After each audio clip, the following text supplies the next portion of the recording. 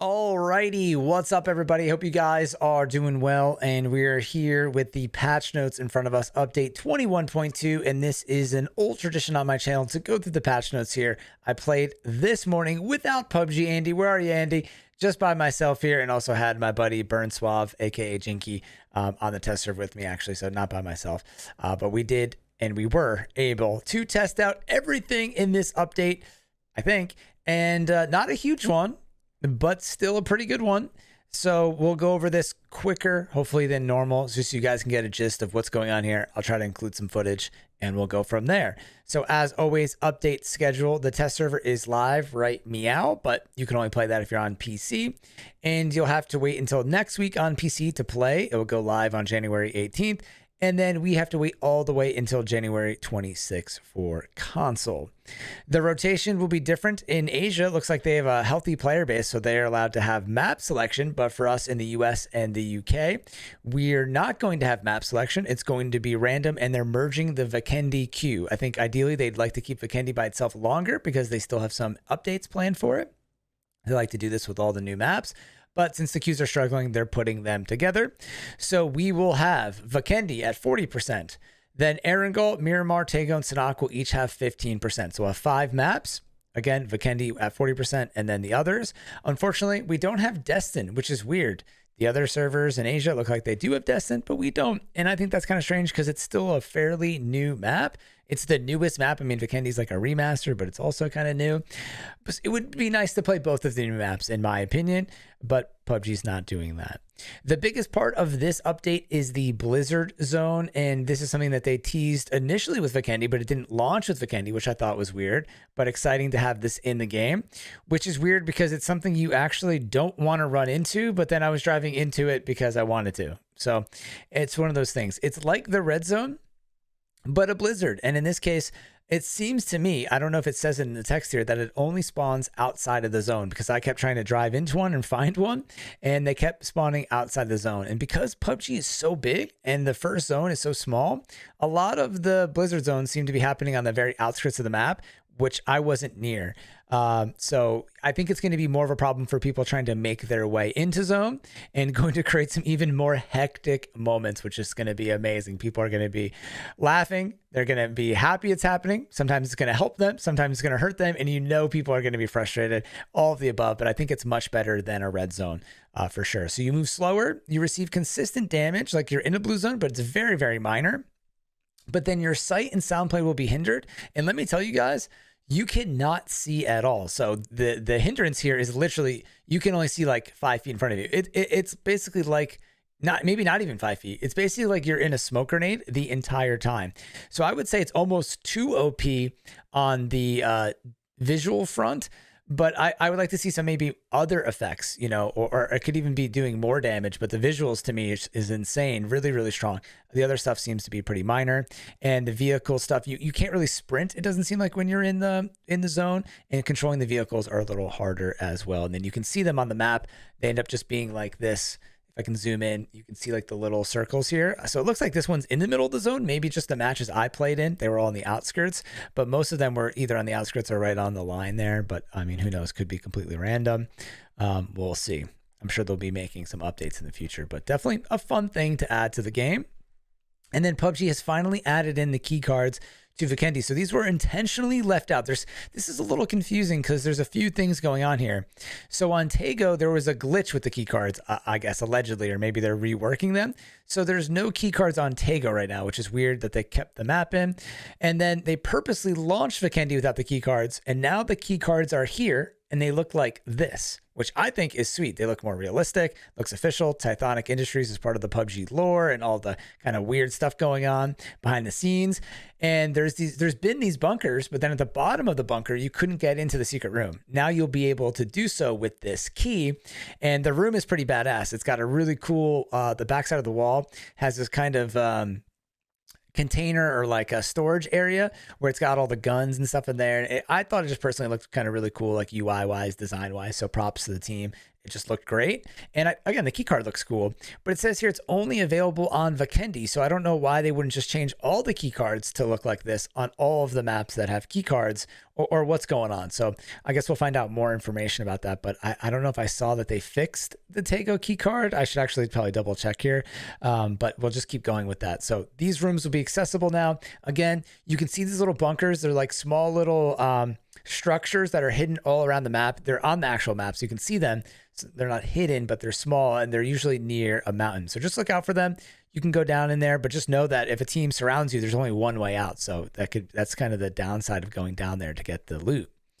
And in there, you can actually find some of the new armor repair kits and vehicle repair kits that are into the game. I talked about this a lot. This has been in the game for a long time, but just not publicly in the game. It's kind of been like in the background of the game. On PC, you could actually turn these on or spawn them if you set up a custom game, but they've never been in the public version of the game. And I don't even know if they're on console custom games. But in any case, they're making their public game debut on Vikendi, which I think is completely rad. A really cool item. Went to test it out in game, and turns out that I think the helmet repair kit is actually kind of OP, because the armor and the helmet repair kit bring your armor back to 100%. So if you have a level 3 helmet and it goes down to 6%, and you have one of these things, in roughly like 6 seconds, I think it was, you can bring your helmet back to 100, which is so strong, because a level 3 helmet protects you from a sniper shot, from so many things. It basically gives you a second life if you have this, or a second life if you have one of these repair kits. And then same thing for your vest. If your vest is down to 10 or whatever, you can go all the way back up to 100. So definitely going to be pretty OP to have, and really make people want to go to these rooms to try and get one of these things. But they do spawn around the map. They're just a low rate. And then there's also the vehicle repair kit, which only repairs your vehicle to 500 health, which sounds like a lot, but when we did it in game, it didn't bring the vehicle back to full health. Just about like the Zima, it brought it back like 50% of the way. We spawned an ice cream truck, which doesn't even spawn on Vikendi. And when we did that, it like barely moved it because the ice cream truck has so much health. So kind of interesting that they're not giving you full health on the vehicle, but they'll give it to you on a level 3 helmet. But anyways, look out for these things. They only weigh 10 capacity, which is the same weight as a first aid. I think the vehicle one weighs a little bit more, maybe like 15. So not going to kill your inventory at all. That might be a balance thing in the future, that they increase the storage capacity on that to balance those out. Because if you have like 4 of those and a bunch of med kits, or even that and an EMT bag, you're going to be unkillable if you have good cover.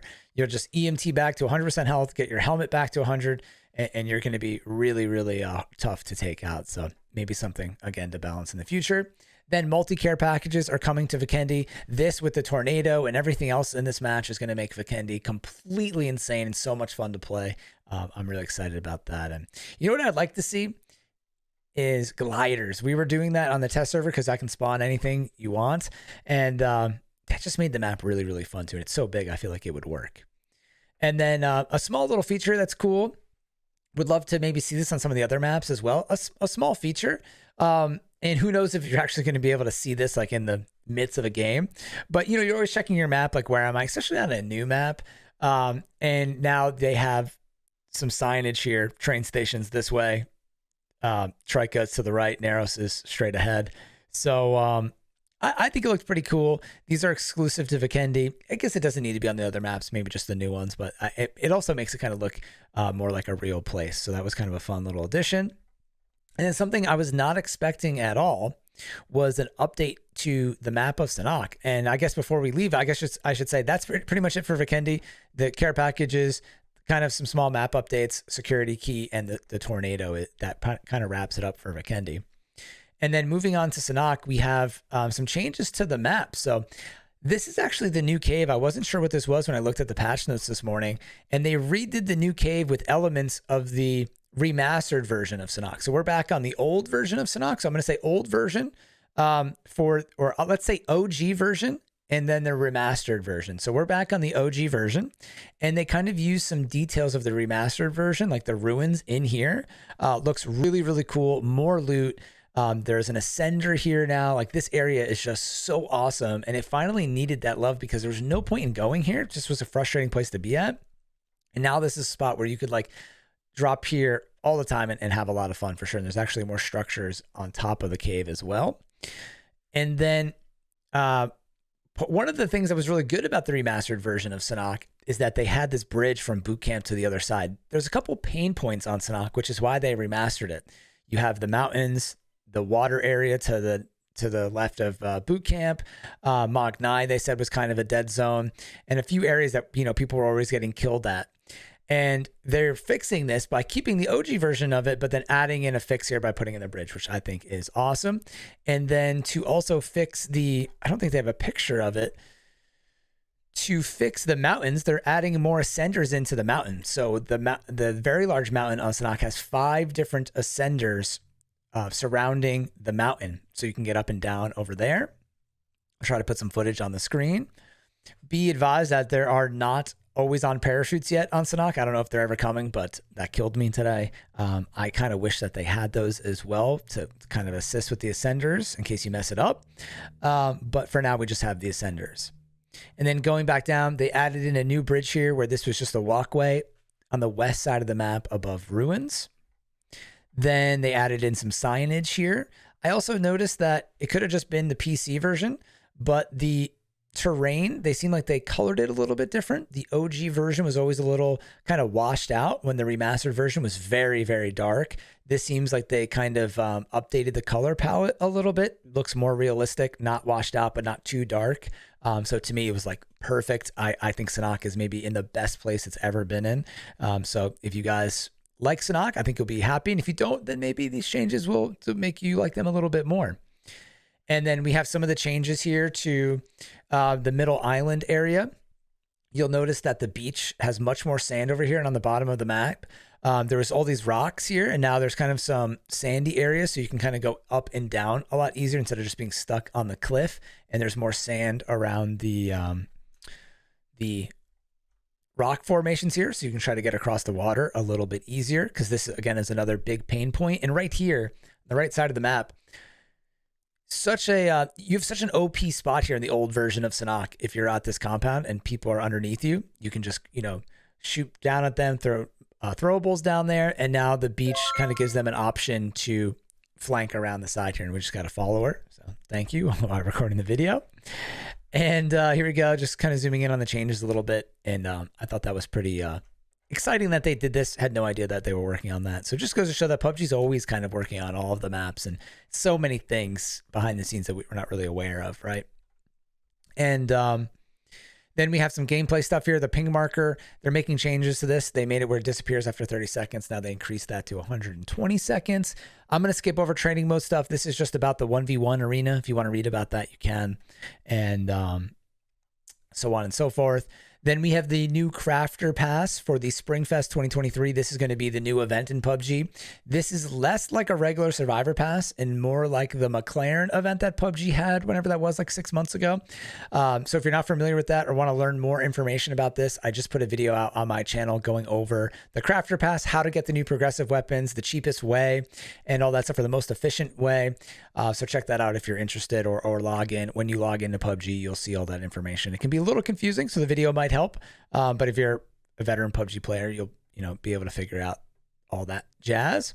And this will be running from when it goes on the live servers until March 7th on PC and March 14th on console. So you're going to have, like, I think they said 50 days to do it. Then they've increased the performance here, which is good. Loading and engine performance, and also specifically for the Xbox, which is what I play on, increase the file reading speed to help loading speeds. So that's good. I mean, it seems like it's been a little slow lately on console. And then some bug fixes. I read through these this morning again, and I didn't see anything too worth of note. Nothing about the silent cars, which to me is something that's huge. And I'm still not seeing anything about the Tago keycards. So they're going to have Tago as a map, but no keycards on Tago. I don't understand how they could do that, in my opinion. Why leave Tago in another time without the key cards? And again, no silent vehicle fix, which is something that's been happening. It seems like now for almost the last year, they've had the silent vehicles, unless I missed something, still not being fixed. So that's pretty much it. Recap for the video. Tried to make this one a little bit quicker, so sorry if I was kind of talking really fast. But again, Tornado, secret keys on Vikendi. We have all the other stuff we mentioned in here. No bear yet or mention of that. That's not in this update. And people keep asking me, where's the bear? We don't 100% know if the bear is coming to PUBG. If you missed my video, you could watch that about how the developers leaked that there would be a bear or a mythological creature potentially coming to the game. It seems like it's happening, but it could have got canceled or it could be in a future update. So we'll just have to wait and see. So there's going to be plenty of content on my channel if you're interested in PUBG stuff, or you can catch me live every day, Monday through Friday at Twitch at twitch.tv/woods5 and friends. Sometimes I'm off working on videos like this, but most of the time during the week, you can catch me checking out the new stuff, playing on console, sometimes on PC over on Twitch. So thank you.